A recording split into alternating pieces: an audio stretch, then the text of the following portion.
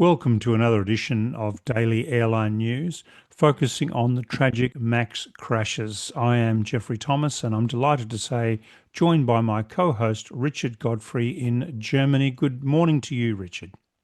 And good afternoon to you, Jeffrey. Viewers, today's episode is focusing on the Ethiopian 737 Mach crash. We're going to break down that flight. It was flight number 302, the second 737 Mach crash in 5 months. What happened in the cockpit, what investigators concluded, and why the French BEA and the US NTSB publicly criticised the final report from Ethiopian authorities. We have already covered the history of the 737 Mach and the 737, how MCAS came into being, the certification of the Mach and the Lion Air crash. So we don't intend to cover that ground again, but focus solely on how the Ethiopian Airlines crew handled their flight. So, Jeffrey, tell us about Ethiopian Airlines Flight 302 and what happened on the 10th of March 2019. Well, Richard, Ethiopian Airlines Flight 302, that's ET302, was a scheduled flight from Addis Ababa, Ethiopia, to Nairobi in Kenya, operated by a 737-8 Mach delivered just months earlier. 6 minutes after takeoff on the 10th of March 2019, the aircraft crashed, killing 157 on board. Early flight data and voice recorder reads showed a striking resemblance to the earlier Lion Air Mach crash. An erroneous angle of attack input triggered the manoeuvring characteristics augmentation system, which trimmed the stabilizer nose down. Those automatic commands, layered on a high workload departure, quickly turned into a loss of control scenario. Preliminary recorder data linked the Ethiopian and Lion Air accident sequences, anchoring Mach and single sense of vulnerability at the centre of both crashes. But as we found with the Lion Air crash, there was a lot more to this disaster than MCAS. So, what exactly unfolded as ET302 took off? Well, Richard, 10 seconds after liftoff at 05:38:44 UTC, the left and right recorded AOA values began deviating. The left AOA decreased to 11.1 degrees, then increased to 35.7, while the value of the right AOA indicated 14.94. Then, after the left AOA value reached 74.5 in 3/4 of a second, while the right AOA reached a maximum value of 15.3. As a result of the erroneous left AOA value, the left stick shaker activated and the red and black stripe band exceeded the displayed LH airspeed. The left stick shaker remained active until the end of the recording. Now, rather than detailing everything that happened in the cockpit, let's examine what was not in the report, and that's critical. You can read the official report in the link in the description below, and this aspect is covered in pages 20 to 31. So if you want to have a read of exactly what happened according to the Ethiopians, you can read that. But what's of interest is what they left out. Yeah, so what did the NTSB and Bayer have to say about the Ethiopian report and what they left out? Yes, for sure. The viewers who don't know, in any crash, there are numerous parties to the crash investigation. And under ICAO Annex 13, all opinions must be included if only as an addendum.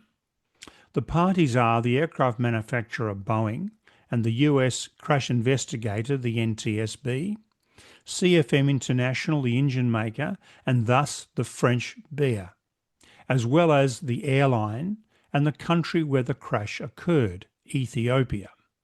So we had an Ethiopian government-run crash investigation team assisted by outside bodies investigating a government-owned airline. Now, what happened here is that the EAIB, in contravention of the UN Convention, refused to add the NTSB and Bayer comments, and what is more, they redacted part of the co-pilot dialogue from the CVR. So, how did NTSB and Bayer communicate their input then? Well, let's start with the NTSB. They focused its attention, there's a number of things, but they focused their attention on the AOA vein and said that in its final report, the EAIB wrote electrical anomalies that had existed since the time of the accident airplane's production caused the AOA sensor heater to fail, which resulted in the AOA sensor providing erroneous values that caused MCAS to repeatedly pitch the nose of the aircraft downward until it struck the ground. But the NTSB found that the erroneous AOA sensor output was caused by separation of the AOA sensor vane due to impact with a foreign object, which was most likely a bird. During the investigation, the NTSB provided the EAIB with evidence supporting this finding, but that evidence was not included in the final report. So the EAIB just wanted to blame Boeing. They wanted to blame Boeing for everything, including this. And they also wanted to blame Boeing for the lack of MCAS documentation, didn't they? Yeah, look, yes, they did, Richard, and that's really critical.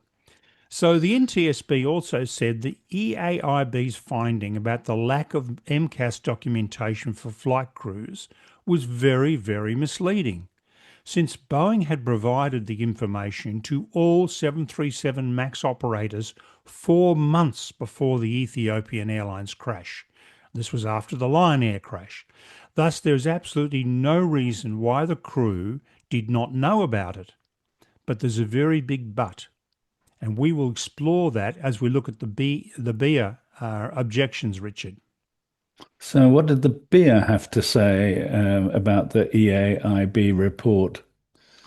Well, again, there is a link below to the BIA website with all the details of what they said about this accident. So you can look at that in detail. I'm going to summarise it, Richard.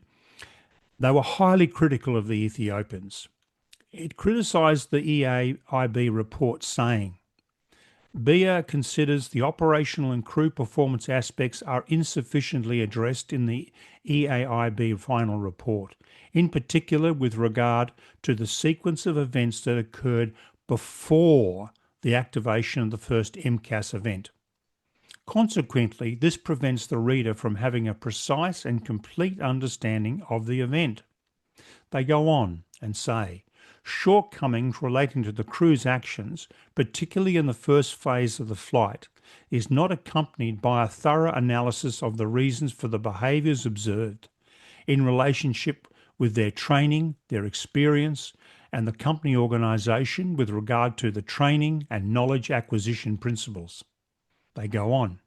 The following comments present important points that Bayer considers necessary to take into account in order to have a comprehensive and balanced report. It says, in accordance with paragraph 6.3 of ICAO Annex 13, the Bayer requests that this document be appended to the final report. It wasn't. They say, sequence of events. On the activation of the stick shaker, the flight crew must apply the approach to stall or stall recovery procedure, which is a memory item. We've mentioned this memory items before. It's a memory item. As described in the FCOM QRH, and the final steps in the approach to stall or stall recovery procedure are to hold the control column firmly, disengage the autopilot and auto throttle, and then smoothly apply a nose down input. Only the nose down input was performed by the flight crew. The auto throttle remained engaged, and the pilot later insisted on engaging the autopilot. Bayer added, Wind tunnel testing, modelling, and AOA rupture mode analysis performed by the AOA sensor manufacturer concluded that the only possible scenario for the AOA sensor erroneous data was foreign object impact, most likely a bird, causing separation of the vane at the hub and breaking off the vane heater wires. These results were presented to the EAIB in Addis Ababa in September 2019 by Bayer, as well as the NTSB. They go on. 5 seconds after the activation of the stick shaker, an IAS disagree message appeared on both pilots' displays. It was followed 2 seconds later by an alt disagree message. Although these messages were not recorded on the flight data recorder, it has been established by computations and later confirmed at the Boeing Engineering Simulator that they appeared on both pilots' flight displays. In the case of the IAS disagree, the flight crew has to apply the airspeed unreliable non-normal checklist. This checklist states to first disengage the autopilot, then the auto throttle, and to put the FD switches on off before setting 10 degree pitch attitude and 80% N1 when flaps are extended. The captain tried in vain to engage the AP. He did not disconnect the auto throttle. There were no crew exchanges on the CVR regarding the IAS disagree or alt disagree messages, which supports the conclusion that the IAS disagree and alt disagree messages were most probably not seen by the crew throughout the flight. At a height of approximately 350 feet, the captain again tried to engage the autopilot, although the airline policy requests pilots to wait till they reach 500 feet AGL to engage the autopilot. This premature action, although not appropriate in stick shaker conditions, may be symptomatic of a state of stress that had rapidly developed following the activation of the stick shaker and master caution immediately after takeoff. Wow.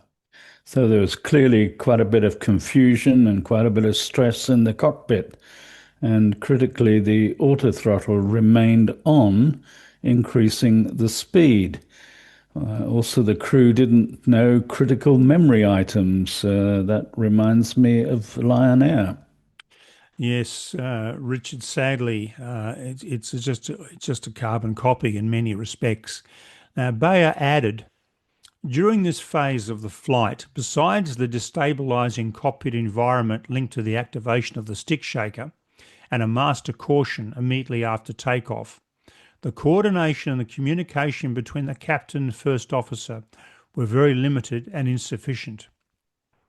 There was no discussion nor diagnosis with respect to the nature of the events on board. The situation awareness, problem solving and decision making were therefore deeply impacted. The FO's lack of proactivity, which comes out from the CVR transcripts, seems to show that he was overwhelmed by the events on board from the moment the stick shaker triggered. His low flight experience, 300 total hours, may have accounted for this situation.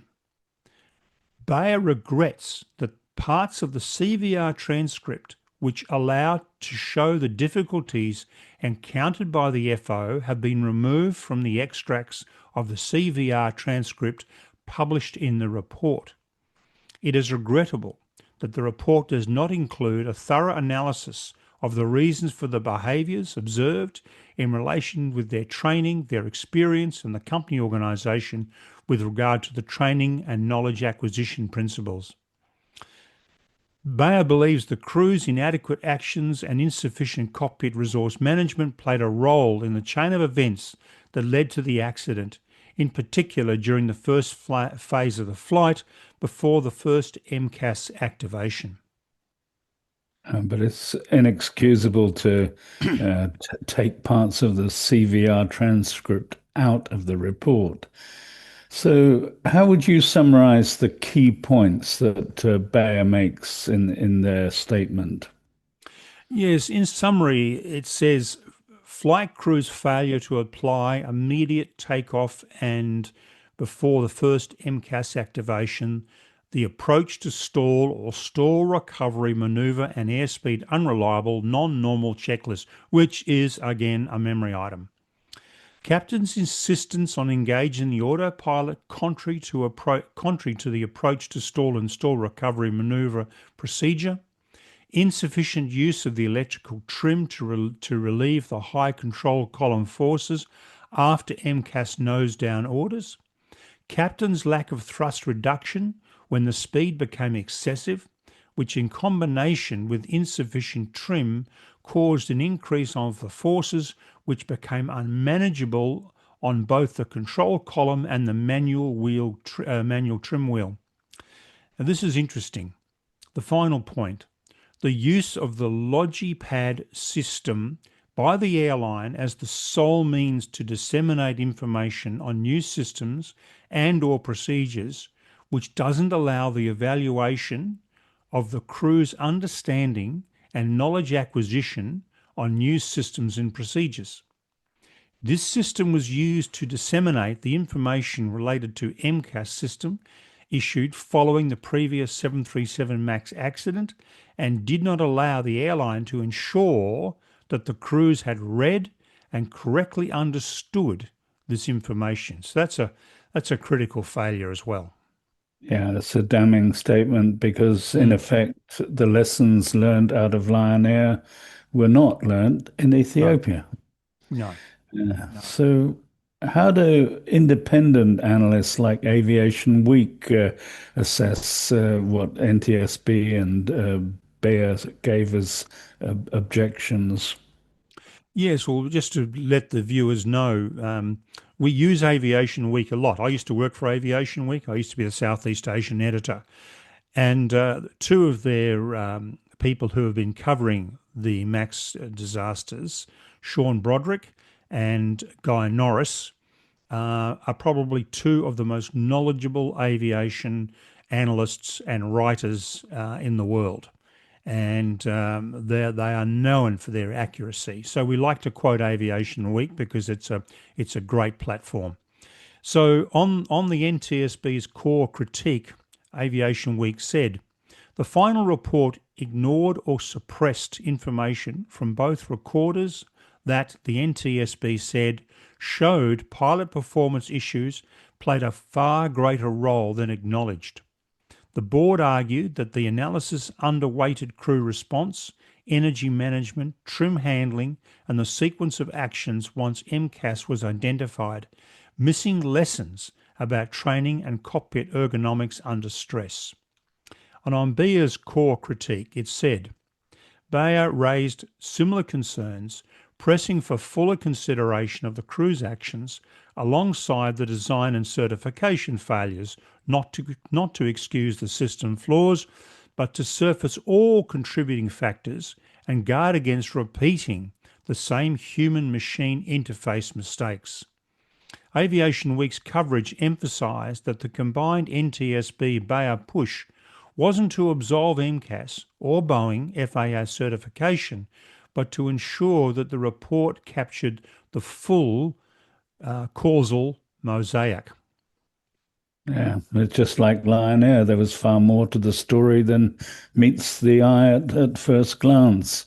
Mm. So, were there other issues raised by NTSB and Bayer that we should know about? Yes, Richard, there are a few. The EAIB, the Ethiopians, had failed to integrate vital information from the flight data recorder and cockpit voice recorder into its conclusions. This omission, the NTSB argued, left the final report overly focused on Boeing's MCAS design and FAA certification while underplaying how the crew managed the unfolding emergency. Specifically, the NTSB stressed that both recorders contained evidence that crew performance contributed to the sequence of events. It also said the stabiliser trim cutout switches were engaged, then re-engaged, which reintroduced MCAS inputs. The aircraft accelerated rapidly, creating high control forces that made it nearly impossible to retrim manually. Just as a side note there, that 737 reached 500 knots, which made it uncontrollable. The cockpit coordination suffered as workload and stress mounted. Another point raised by the NTSB was that the missed opportunity to examine energy management. The aircraft climbed steeply at takeoff, reached a high thrust setting, and quickly accelerated well beyond the trim wheel's effective use range.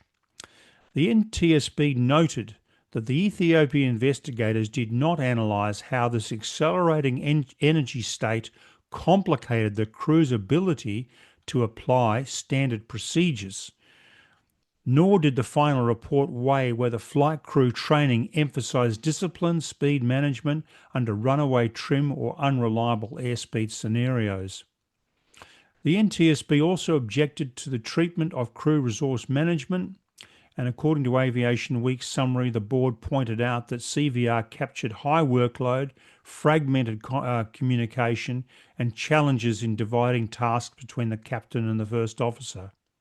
Yet the final report essentially passed over CRM as a causal or contributing factor, despite CRM being a long-standing focus in accident investigation worldwide.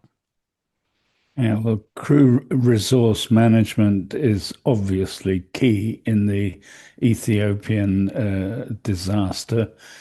So, what about the additional comments from Bayer? Bayer was even more hard-hitting, Richard, as we have already shown. They argued as well that the EAIB framed the crew primarily as victims of an unmanageable system, when the evidence suggests their actions also influenced the trajectory of the accident. The decision to re-engage stabiliser trim cutout switches, the steep climb profile after takeoff, and the limited discussion of CRM was cited as examples of aspects deserving more rigorous analysis. These points mirrored those voiced later by the NTSB, which I've just covered. Aviation Week also reported that Bayer specifically highlighted the importance of analysing workload and pilot situational awareness under conditions of multiple concurrent alerts. The CVR captured continuous stick shaker vibration from the moment of liftoff, along with IAS disagree and alt disagree messages. In such a high noise, high stress environment, Bayer argued pilots' ability to diagnose MCAS activation was compromised. A careful human factors evaluation of this overload could have offered valuable lessons for cockpit alerting philosophy and pilot training, yet the EAIB did not treat it as a contributing factor. Bayer also pressed the case for international credibility. As Aviation Week noted, France investigators felt that omitting discussion on pilot performance undermined the authority of the final report in the eyes of regulators and operators worldwide. Global trust in accident reports hinges on them being perceived as comprehensive and impartial. By narrowing its focus entirely to Boeing and the FAA, Ethiopia risked diminishing the report's weight as a global safety reference. So, if we can't learn the lessons from Ethiopian, is it going to happen again? Yeah. And it's not the first time that the Ethiopians have disputed a crash report, is it? No, you're right, Richard. In fact, it goes back to 2012. The Ethiopians bluntly rejected the findings of a Lebanese crash investigation into the loss of ET-409 off Lebanon in January 2010. The Lebanese report blamed pilot error for the crash, which killed 90 people. But the Ethiopians said the plane exploded, which they said pointed to sabotage, a lightning strike, or being shot down. The Addis Ababa-bound flight crashed minutes after takeoff from Beirut in stormy weather on 25th of January 2010 with no survivors. The Lebanese transport minister told AFP news agency it was clear that there were errors on the part of the pilot and the co-pilot who are entirely responsible for the plane crash. According to AFP, the Lebanese report said the pilot and co-pilot had been working non-stop for 51 days and were exhausted. Yeah, well, I can appreciate that. 51 days non-stop is ridiculous. So when I think about these crashes, the Lion Air crash, the ET-302, and now you tell us about ET-409, I see some disturbing parallels between all of these crashes. How do you view it, Jeffrey? Well, look, yes, Richard, in fact, we're showing a graphic now of the three crashes. But number one, the flight crew's mismanagement of the aircraft's speed, altitude headings, and altitude through inconsistent flight control inputs, resulting in a loss of control. The crew failure to abide by CRM principles of mutual support and calling deviations hindered any timely intervention and correction. The manipulation of flight controls by the flight crew in an ineffective manner, resulting in the aircraft's undesired behaviour and increased the level of stress of the pilots. The aircraft being out of trim for most of the flight directly increased the workload on the pilot and made his control of the aircraft more demanding. The relative inexperience of the flight crew on type combined with their unfamiliarity with the airport contributed most likely to increased flight control workload and stress. The aircraft 11 bank angle oral warnings, 2 stalls and 5 spiral dive contributed in the increase of the crew workload and stress level. The FO reluctance to intervene did not help in confirming a case of the captain's subtle incapacitation and or to take over control of the aircraft as stipulated in the operator's SOP. So Richard, this is not about pilot failings. It's about the failings in pilot training. Boeing and Airbus now do all the training of Ethiopian pilots. So that tells you a lot. Yeah, and let's hope such a thing doesn't happen again. Yeah, so in the recovery of this latest crash we just mentioned, and the two Max crashes, sure, MCAS was a problem. There's no question about that, and there were assumptions made, and they were wrong. But in all of these, the main two Max crashes, and now this other one, there's a common thread coming through here, and that is pilots who should know memory items didn't know memory items.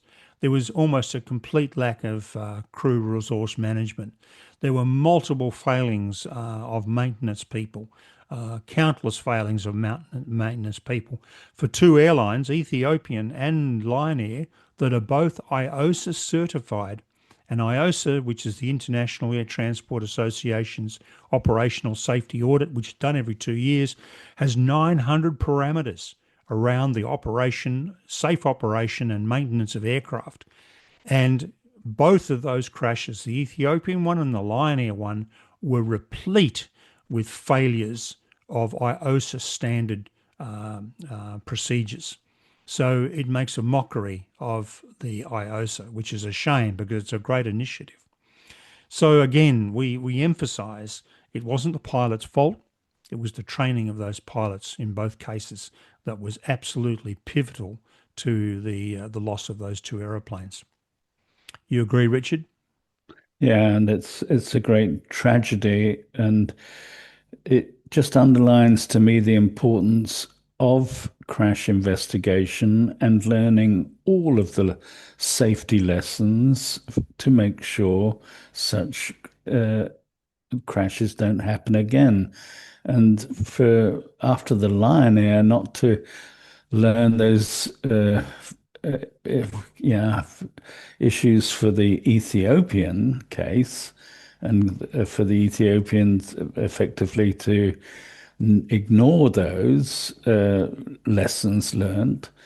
It's a double tragedy. It just shouldn't happen, and it makes me very sad, I have to say. Absolutely, and it's an extraordinary tragedy that we're not learning the lessons properly, and that's what prompted the French to bring out, which is really almost unprecedented for Bayer to do that, to bring out those findings, publish them for other regulators and other airlines to look at them and try and do a study of them themselves. But with the CVR not available, I mean, the French read it. They were the ones who read the CVR for the Ethiopians and the flight data recorder, but they're not allowed to release it. Under international law, they're not allowed to release it. It's up to the Ethiopians, but they won't release it. So we don't actually know what the co-pilot said or didn't say or how he reacted.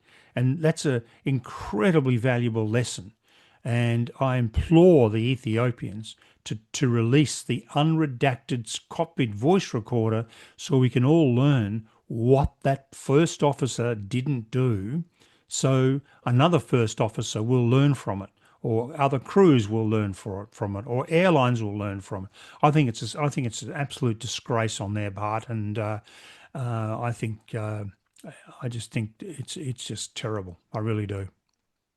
Yeah, that full CVR and all the other appropriate data must be released. I fully agree with you, Jeffrey. And I think ICAO should override the Ethiopians and say we are going to take away your various we're going to downgrade you with your audits, and IATA should remove its IOSA rating as well, so it doesn't qualify for IOSA anymore. Because to me that's a fundamental. It's a fundamental of being part of the international community is to release that data, whether you like it or not. It's embarrassing. Of course, it's embarrassing. It's been embarrassing for Boeing, but we need to get it out there, and I think ICAO should step in and do something about it. I completely agree. It's time ICAO stepped in. Yep. And, you come back to the Air India crash, and we've only had the preliminary report, but the one statement in there from the CVR is not actually from the CVR. It's No. the report saying one pilot said to the other. Yeah. Um, and I do hope in the final report from Air India Crash 171, we do get the full FDR and the full CVR data. Yeah. Indeed. So, Richard, thank you very much indeed for your contribution to this episode. We've been working on it for a couple of days, and it's been a painstaking process picking through all the information. So, thank you very much. You're very welcome. And viewers, thank you very much for tuning in. We do appreciate your support and we love your company. Please subscribe to us. Please like us. Please join us. We're going to be unveiling some interesting stuff soon for those who have joined us in a few weeks' time. And please keep those wonderful comments coming. Please keep those great questions coming. We'll be back tomorrow with part two of Rich's fascinating analysis of Air India maintenance. So please do tune in tomorrow for that, for a very revealing episode. And also, we'll have an update for you on the RAT deployment of another Boeing 787 of Air India's going into Birmingham. We're looking into it at the moment, and we'll bring you an update on what happened there. That aircraft has been grounded which is very timely with your maintenance story, Richard. Yeah, well, we'll see what we can find out on that one by tomorrow, but Yeah, it might be too soon. yeah. Anyway, thank you again, viewers. We do appreciate your support, and we look forward to your company tomorrow. Thank you very much indeed.